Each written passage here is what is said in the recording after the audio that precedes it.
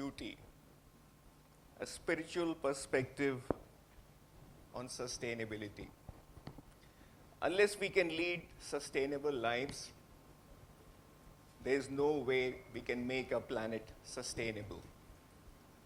So while we might try to use new technologies, shift away from fossil fuels, unless we look at how we are consuming our own planet, then no solution can be lasting. I grew up in Delhi, which is a large metropolis, but I was lucky that where I lived, where I spent my childhood, there was a small wooded area in the northern ridge, a little wood, a little green oasis, and I used to go and do morning walks there. I was still a child, and there was a little pond there, a little pond. And I'm sure as children, you played by the pond. You throw a little pebble into the pond. And if you throw a pebble in the pond, there are ripples, nice, circular, perfect ripples which ripple through the pond. Then the water settles. And then you throw another pebble. Again, you see the waves playing. And that used to be something I loved to do in my morning walks. And much later, recalling this spiritual moment, if you like, this moment of beauty, I wrote a little poem, which I like to share with you. The poem is called Pebbles. Pebbles. Here is how it goes. Come throw a pebble in the well of my being. Come throw a pebble in the well of my being, so I might see the ripples in your eyes and the waves in your smile. So I might see the ripples in your eyes and the waves in your smile. Let me throw some pebbles too. Let me throw some pebbles too, so we may both hear echoes from far away of songs pebbled this day. Let me throw some pebbles too, so we may both hear echoes from far away of songs pebbled this day. Come, bathe in me, drink of me, worship me. Come, bathe in me, drink of me, worship me. My waters are your waters. My waters are your waters. And all my pebbles are the ones you threw to proclaim I am you. And all my pebbles are the ones you threw to proclaim I am you. Come, throw a pebble.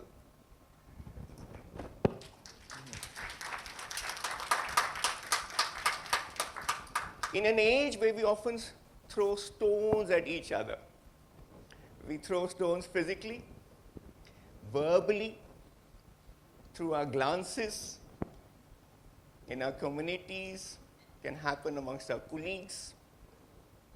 Let's go back to throwing pebbles, as we did in our childhood. Let's live in truth and beauty. You know, Sabarmati, which is my favorite place in Ahmedabad, not far away.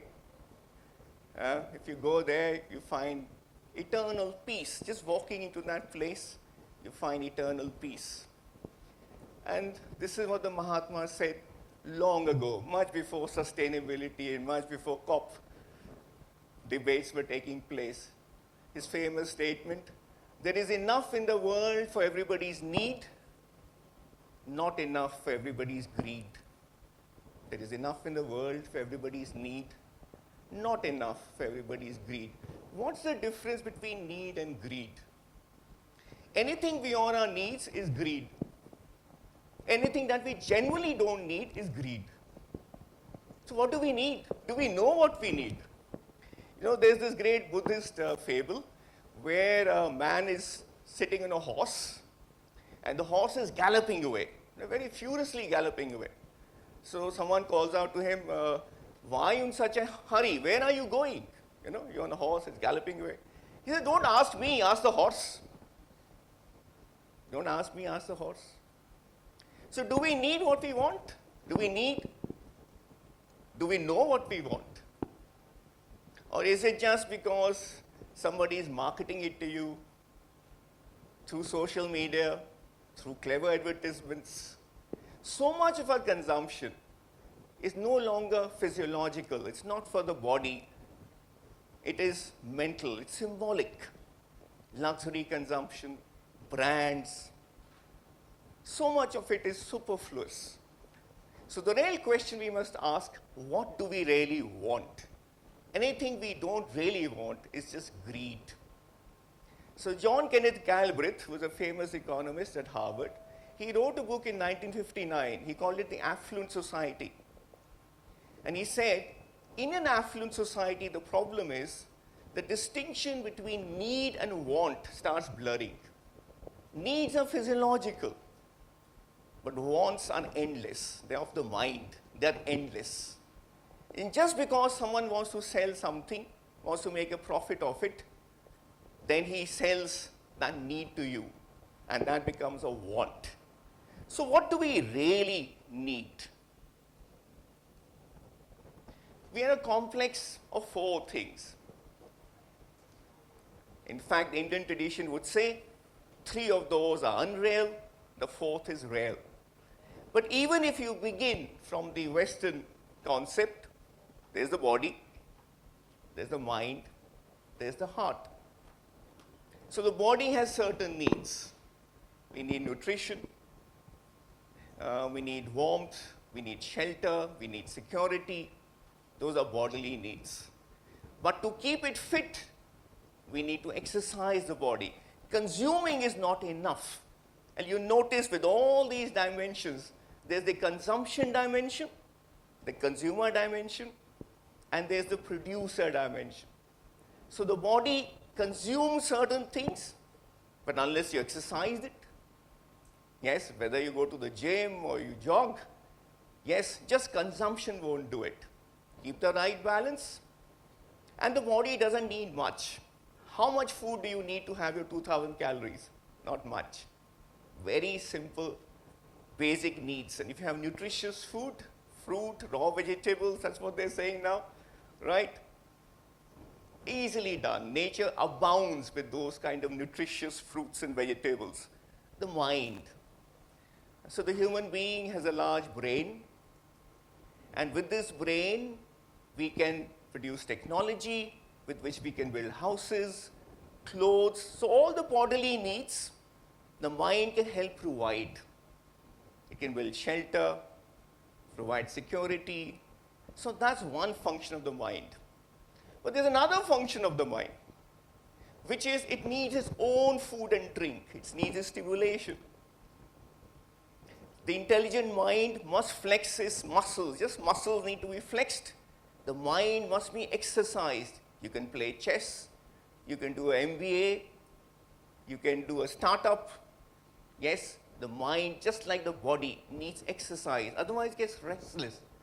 So there's a consumption role, again a production role. Exercise your mind. Emotions, the heart. The heart needs exercise, cardiovascular exercise, emotional exercise. We need love, we need to give love. Without love, the heart dries up. Love makes the world go round. So the heart has its own needs. Consumption, take love.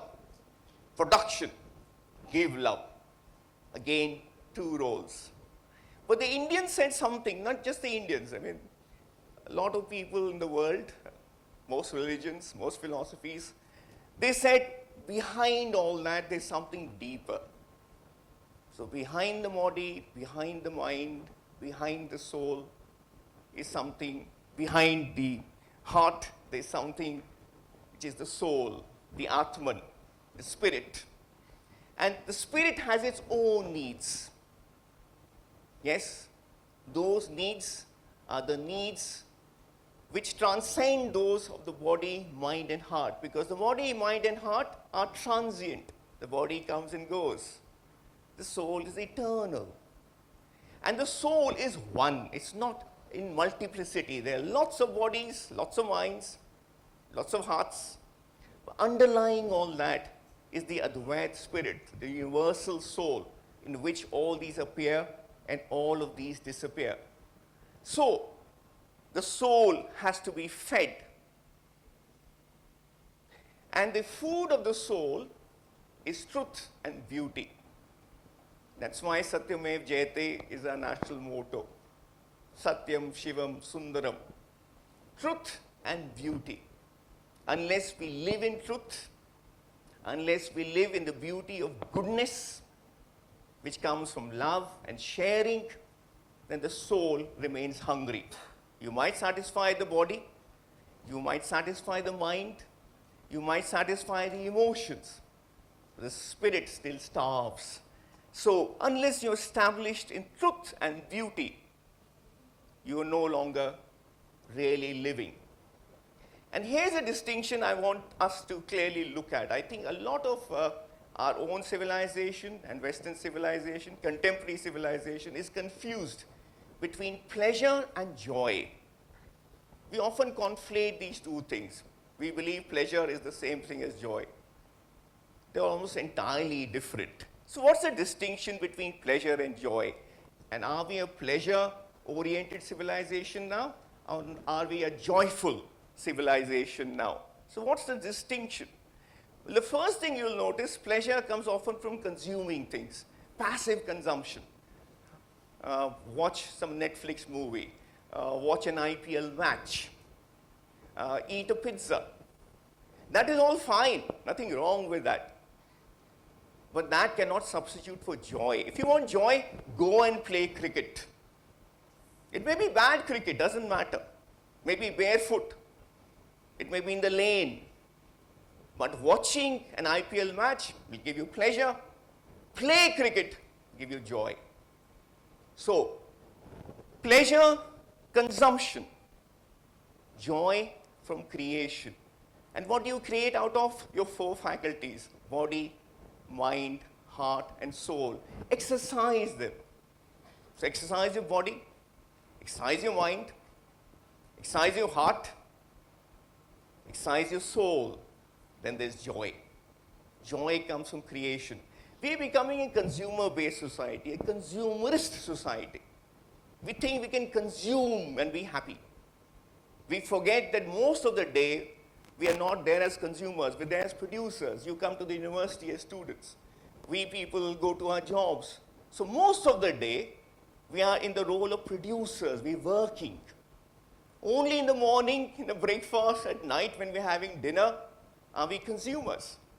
Maybe on a holiday we are consumers. Most of our life, waking life, is as producers. Which is why the Gita said, work is worship. Because it relies that unless there is joy in your role as creator, then the role as consumer is not going to be enough. It will not substitute. Pleasure will not substitute for joy.